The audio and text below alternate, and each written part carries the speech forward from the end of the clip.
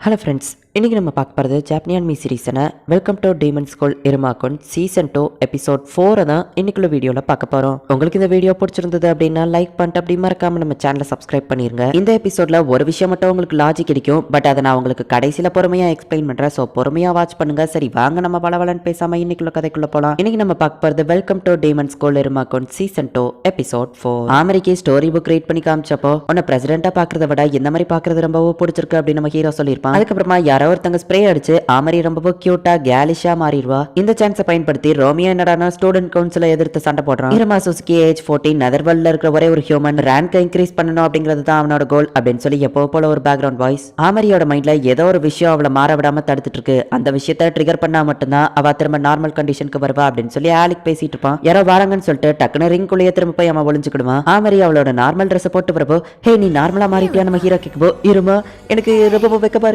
அப்படின்னு சொல்லி ஆமரி இன்னும் கியூட்டா தான் இருக்கா. அவன் இன்னும் பழைய நிலைமைக்கு மாறல. அப்ப எதுக்காக இந்த ட்ரெஸ்ஸை போட்டா அப்படின்னு நம்ம ஹீரோ கேட்கும். ஒருவேளை நான் என்னோட இந்த பழைய ட்ரெஸ்ஸையே போட்டா நார்மலா மாறுவேன்னு எனக்கு தோணுச்சு. அதனாலதான் நீங்க எல்லாருமே என்னால தானே கஷ்டப்படுறீங்க, அது எனக்கு நல்லாவே தெரியும். பழைய ஆமரி தான் ரொம்பவும் ஸ்ட்ராங் ஆனவா, ஆனா நான் அந்த மாதிரி கிடையாது. ஸ்டூடெண்ட் கவுன்சில் மெம்பர்ஸ் எல்லாருமே நான் செய்யற தப்புங்களை சரி பண்ணி அவங்க என்ன நல்லபடியா இப்போதைக்கு பாத்துக்கிட்டாங்க. ஆனா அந்த பெருமை எல்லாமே பழைய ஆமரிக்கு தான் போய் சேரணும். பழைய ஆமரி மேல இருந்த மரியாதைக்காக தான் இப்ப அவங்க என்ன நல்லபடியா பாத்துக்கிட்டாங்க. ஆனா நான் இந்த பிரசிடென்ட் பதவிக்கு தகுதியானவா இல்ல. நானும் என்னோட கோல்ஸ் சாதிக்கணும் அப்படின்னு சொல்லி தான் ஆசைப்படுறேன். ஆனா என்னால முடியல. நான் இப்ப பிரசிடென்டா இருக்கிறதுனால எல்லாரும் என்னால கஷ்டம் தான் படுறாங்க. இதுக்கு மேலேயே என்னால அதை பார்க்க முடியல. நான் இந்த பிரசிடென்ட் லைஃபை விட்டுட்டு பேசாம ஒரு நார்மல் ஹை ஸ்கூல் பண்ணாவே வாழ்ந்துடலாம்னு நினைக்கிறேன். இப்படி இருக்கிற என்ன நீ ஏத்துக்கிட்டேன்னா நான் அவன் கூடவே கடைசி வர ஹாப்பியா இருந்துருவேன் இருமா அப்படின்னு சொல்லி ஆமரி சொல்லவும், இல்ல ஆமரி இது தப்பு, இது உன்னோட ஆசை, ஆனா உன்னோட ஆம்பிஷன் கிடையாது. ஆசைகளும் ஆம்பிஷனும் வேற அப்படின்னு சொல்லி நீ தானே சொல்லியிருக்க. உன்னோட சின்ன சின்ன ஆசைகளுக்காக உன்னோட ஆம்பிஷனை விட்டு கொடுக்க போறியா? உன்னோட ஆம்பிஷனுக்காக நீ தைரியமா இருக்கணும் அப்படின்னு அவசியம் இல்ல ஆமரி. நீ உன்னோட முயற்சியை கைவிடாம இருந்தாலே போதும். ஏன்னா எப்படி இருந்தாலும் நீ தான் அந்த ஆமரி. ஸ்டூடெண்ட் கவுன்சில்ல இருக்கிற மெம்பர்ஸ் எல்லாம் நீ கிரியேட் பண்ண ரூல்ஸை மதிக்கல, ஒன்னியதான் மதிக்கிறாங்க அப்படின்னு நம்ம ஹீரோ சொல்லுவோம். ஆனா நான் இப்ப தைரியமான பொண்ணு இல்லையா அப்படின்னு சொல்லி அவ கேட்கறா. அதை பத்தி கவலை இல்ல அப்படின்னு நம்ம ஹீரோ சொல்றான். நான் முன்ன மாதிரி என்னோட வேலைகளை பாக்குறது இல்லன்னு சொல்லப்போ அதை நாங்க பாத்துக்கிட்டோம். நீ எப்படி இருந்தாலும் கவலை இல்ல, நீ தலை நிமிர்ந்து இரு. நீ தைரியமான பொண்ணா இல்லையாங்கிறது முக்கியம் இல்ல, விட்டு கொடுக்காம போராடுற ஒரு பொண்ணா இருக்கும் போதுதான் நீ பாக்க ரொம்ப அழகா இருப்ப அப்படின்னு நம்ம ஹீரோ சொல்லவும் அமரி ரொம்ப வைக்கப்படுறா. ஓ சாரி என்ன மன்னிச்சிரு அப்படின்னு நம்ம ஹீரோ சொல்றான். தேங்க்ஸ் இருமா, நான் என்னோட முயற்சியை பண்றேன், நீ என் கூட இருப்பியான்னு கேட்கவோ கண்டிப்பா அப்படின்னு நம்ம ஹீரோ சொல்றான். அடுத்த நாள் ஆகுது. கிளாரா என்னடா காமெடி பண்ணிட்டு இருக்கவோ என்ன பண்ற அப்படின்னு ஆஸ் கேட்கறான். பிரசிடென்ட் ஆமரி அப்படி மாத்தினது யாருன்னு இருமா என்ன கண்டுபிடிக்க சொன்னான்னு சொன்னவோ மாஸ்டர் வாக்கிட்டியே சொல்லியிருக்காரா அப்படின்னு சொல்லி ஆஸ் யோசிக்கிறான். அந்த திருடனை தேடும்போது அப்படியே எங்க கிளப்ல ஒருத்த கேமை திருடிட்டு போயிட்டான், அப்படியும் தேடணும்னு சொல்லவும் என்ன கேம் அப்படின்னு ஆஸ் கேட்கறான். எல்லா பசங்களுக்குமே படிச்ச ஒரு டேட்டிங் சீம் பொண்ணுங்களை வச்சு வர்றது அப்படின்னு சொல்லவும் என்னோட பேட்லர்ஸ்லயும் சில மேஜிக்கல் ஐட்டம்ஸ் எல்லாம் காணாம போயிருக்கு, அதையும் தேடணும் அப்படின்னு சொல்லி ஆஸ் சொல்றான். இது ரெண்டுத்துக்கும் ஏதாச்சும் சம்பந்தம் இருக்குமான்னு அவங்க யோசிக்கிறாங்க. ஓட்டிங் டே வருது. ஸ்டூடெண்ட்ஸ் அண்ட் டீச்சர்ஸ் எல்லாருமே ஒரு இடத்துல அசம்பிள் ஆகி இருக்காங்க. ப்ராட்காஸ்டிங் பேட்லர்ஸ் தான் வந்து ஹோஸ்ட் பண்றாங்க. ஓட்டிங் பண்றதுக்கு முன்னாடி பிரச்சாரம் அப்படிங்கிற மாதிரி ரெண்டு லீடர்ஸையுமே பேச சொல்லுவாங்க. நாங்க ஜெயிச்சா என்ன பண்ணுவோம் அப்படின்னு சொல்லி ஃபர்ஸ்ட் வந்து ரோனவே ரோமியோவை பேச சொல்றாங்க. ஆமரியோட ஏதோ ஒரு எமோஷன் தான் அவளை மாற விடாம தடுத்துட்டு இருக்கு. அது ட்ரிகர் ஆகும்போது அவ நார்மல் ஆயிருவா அப்படின்னு சொல்லி அந்த ரிங் சொல்லி இருக்கும். அதை நம்ம ஹீரோ யோசிச்சு பாக்குறான். ரோனவே ரோமியோ பேச ஆரம்பிக்கும் போதே அவனோட பிளட் லைன் எபிலிட்டியான கரிஸ்மாவை யூஸ் பண்றான். இவ அங்க இருக்கிற எல்லாருமே அவன் என்ன சொல்றானோ அது எல்லாத்தையும் கேட்டுட்டு இருக்காங்க. இப்ப ரோமியோ வந்துட்டு ஒரு பாட்டாவே படுறா. இந்த ஸ்கூல்ல நீங்க இது நாள் வரைக்கும் என்ஜாய் பண்ணாத ஃபன் நான் உங்களுக்கு தருவேன். எக்ஸாம் எல்லாத்தையும் கேன்சல் பண்ணுவேன், உங்களுக்கு நிறைய சாப்பாடு கொடுப்பேன். நான் தான் ரோனவே ரோமியோ, சோ எல்லாரும் எனக்கு ஓட் பண்ணுங்க அப்படின்னு சொல்லி அவன் பாட்ட முடிக்கிறான். எக்ஸாம்லாம் இல்ல அப்படின்னு சொன்னா நம்மளே அவனுக்கு தான் ஓட் பண்ணுவோம் அப்படிங்கிறதுனால அந்த டீமன் ஸ்கூல்ல இருக்கிற எல்லாருமே வந்துட்டு அவனுக்கு தான் சேர் அப் பண்றாங்க. ரோனவே ரோனவே அப்படின்னு சொல்லி எல்லாரும் அவனுக்கு சேர் அப் பண்ணிக்கிட்டே இருக்காங்க. இந்த கூட்டம் எல்லாமே இப்ப அவன் பக்கமா திரும்பிடுச்சு. அவனோட ஆரா பிளட் லைன் எபிலிட்டி எல்லாத்தையும் யூஸ் பண்ணி ஸ்டூடெண்ட்ஸ் அவன் கவர்ந்துட்டா அப்படின்னு சொல்லி ஸ்டூடெண்ட் கவுன்சில் மெம்பர்ஸ் வருத்தப்படுறாங்க. எல்லாரும் ரோனவே ரோனவேன்னு சொல்லி கத்திக்கிட்டே இருக்காங்க. ஆமரி பேச ஆரம்பிக்கிறா. அதுவும் ரொம்பவும் மெல்ல பேசுறா. எல்லாரும் ரோனவேன்னு கத்திக்கிட்டே இருக்காங்க. யாரும் இவ பேசுறத கேட்கவே மாட்டேங்கிறாங்க.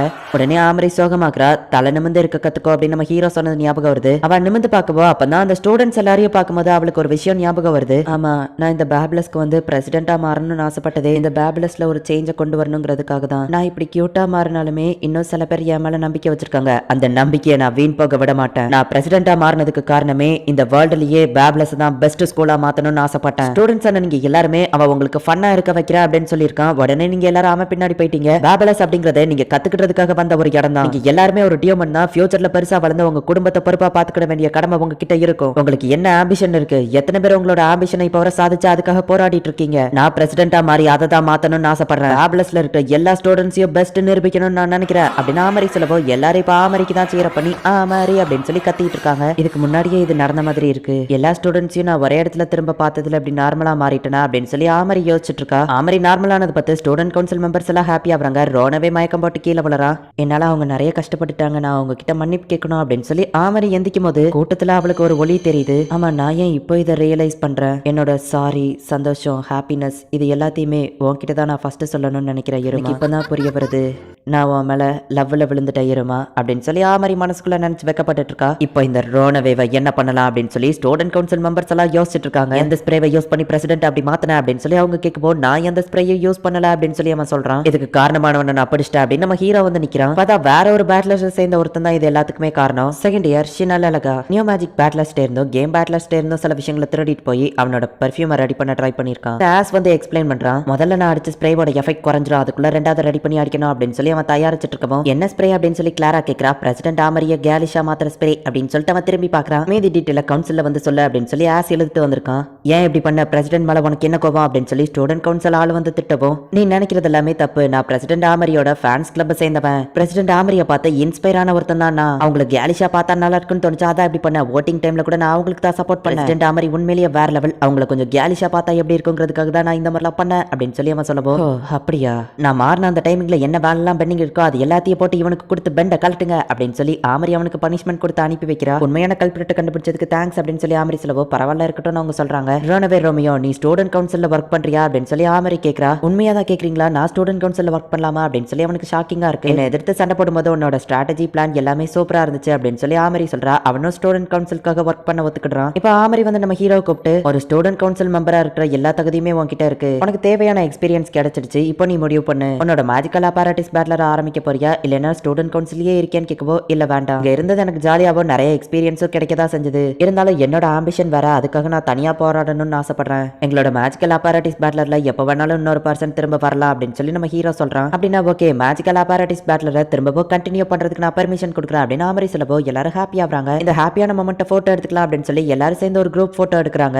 ஆமரி பழையபடியே மாறிட்டா. ஹே ஷர்ட்ல பட்டன் போடு, ஹே ஸ்ட்ரைட் ஆனல அப்படின்னு சொல்லி திரும்பவும் அவ ஸ்கூல்ல வேற லெவல் காட்ட ஆரம்பிச்சிட்டா. என்ன ஆமரி ஸ்டூடெண்ட் கவுன்சில் எல்லாரும் எப்படி ஒர்க் பண்றாங்கன்னு கேட்கவோ எல்லாரும் ஒன்னதான் மிஸ் பண்றாங்க இருமா அப்படின்னு சொல்லி அவ சொல்றா. நிஜமாவா சொல்ற? அம்மா நீ எப்படி இருக்க ஆமரி அப்படின்னு சொல்லி நம்ம ஹீரோ கேட்கவும் நானும் ஓகே தான் அப்படின்னு சொல்லி அவ சொல்றா. சரி டேக் கேர், நம்ம திரும்ப பார்க்கலாம் அப்படின்னு சொல்லி நம்ம ஹீரோ கட் பண்றான். ஒரு வழியா ஹாப்பி எண்டிங்கோட முடிஞ்சிடுச்சு போல. உன்னோட கேர்ள் ஃப்ரெண்டுக்கு எந்த விஷயத்துல ட்ரிகர் ஆகி அவ நார்மலானா அப்படிங்கிறது உனக்கு தெரியுமா அப்படின்னு ஆலிக் கேட்கவோ அவ என் கேர்ள் ஃப்ரெண்டா இல்ல அப்படின்னு நம்ம ஹீரோ சொல்றான். அவ அந்த கிளாரா பொண்ணு தான் அவன் கேர்ள் ஃப்ரெண்டா அப்படின்னு சொல்லி ஆலிக் கேட்கவும் அதுவும் இல்ல அப்படின்னு நம்ம ஹீரோ சொல்றான். எந்த விஷயம் ஆமரிய மாத்துச்சு அப்படின்னு சொல்லி நம்ம ஹீரோ யோசிக்கவும் மேபி அவ உனக்காக தான் கியூட்டா இருக்கணும்னு சொல்லி ஆசைப்பட்டிருக்கலாம், ஏன்னா அவளை நீ கண்டுக்கிடவே மாட்டிக்கிறல்ல அப்படின்னு சொல்லி அது சொல்லவோ ஆமரி அப்படிலாம் கிடையாது அப்படின்னு நம்ம ஹீரோ சொல்றான். இருமா கிட்ட போன்ல பேசும்போது என் ஹார்ட் பீட் இவ்வளோ ஃபாஸ்டா அடிச்சிட்டு இருக்கு, இதுக்கு முன்னாடி இந்த மாதிரிலாம் அடிச்சது இல்லையே, நான் அவன் கிட்ட நார்மலா தான் பேசினா இல்ல வித்தியாசமா ஏதோ பேசிட்டேனா, நான் டிஃபரெண்டா இருக்கேன்னு இருமா கண்டுபிடிச்சிருப்பானோ, ஆமா நான் ஏன் இருமாவை பத்தியே யோசிச்சுட்டு இருக்கேன் அப்படின்னு சொல்லி அவ கண்ணாடியை பாக்குறா. ஆம்பிஷனை நோக்கி போராடும் போது தான் நீ ரொம்ப அழகா இருக்க அப்படின்னு நம்ம சொல்லியிருப்பான். இப்போ எனக்கு இன்னொரு ஆம்பிஷனும் இருக்கு, அதுக்காகவும் நான் போராட ஆரம்பிக்கணும் அப்படின்னு சொல்லி ஆமரி நினைக்கிறா. எந்த இடத்துலயே இந்த எபிசோட் முடியுது. அந்த போட்டோ எடுக்கும்போது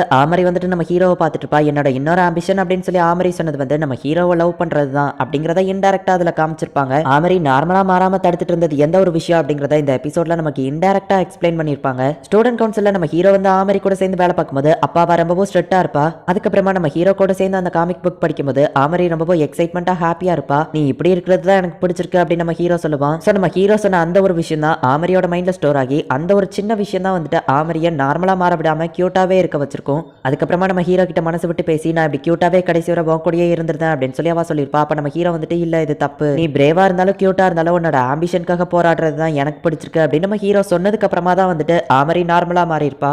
ரிங்குக்குள்ள இருக்கிற அந்த ஆலிக் வந்துட்டு நீ ஆமரியை கண்டுக்கிடவே மாட்டேங்கிறா, அவளுக்கு உன் மேல ஒரு கிரஷ் இருக்கு, ஆனா நீ ஆமரியை கண்டுக்கிடவே மாட்டேங்கிறா, அட்லீஸ்ட் ஃபெமினா இருந்தாவாச்சும் கண்டுக்கிடுவியா அப்படின்னு சொல்லி அவ மனசுக்குள்ள ஒரு தாட் மேபி இருக்கலாம் அப்படின்னு சொல்லி அந்த ஆலிக் வந்து சொல்லியிருப்பான். இந்த மாதிரி சின்ன சின்ன டீடைல்ஸ்ல தான் நமக்கு இந்த விஷயத்தை இன்டைரக்டா இந்த எபிசோட்ல சொல்லியிருப்பாங்க. ஆமரி இப்ப நம்ம ஹீரோவை லவ் பண்றா, என்ன நடக்க போகுது அப்படிங்கறத நெக்ஸ்ட் எபிசோட் பார்த்து தெரிஞ்சுக்கோங்க. அண்ட் உங்களுக்கு இந்த வீடியோ பிடிச்சிருந்தது அப்படின்னா லைக் பண்ணிட்டு அப்படி மறக்காம நம்ம சேனலை சப்ஸ்கிரைப் பண்ணிருங்க. தேங்க்யூ ஃபார் வாட்சிங். பை கைஸ், நெக்ஸ்ட் எபிசோட்ல மீட் பண்ணலாம்.